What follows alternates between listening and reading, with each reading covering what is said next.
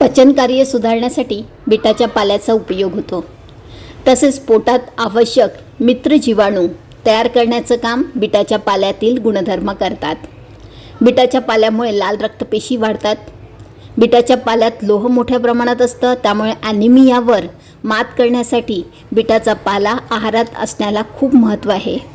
बीटाच्या पाल्यात असलेल्या क जीवनसत्वामुळे आणि शुद्धीकरणाच्या गुणधर्मामुळे तेजस्वी त्वचेसाठी बीटाच्या पाल्याचा उपयोग होतो.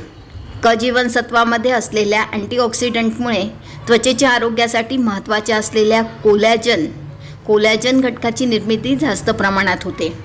बीटाच्या पाल्यातील तंतुमय घटकांमुळे शरीरातील विषारी घटक बाहेर टाकले जातात.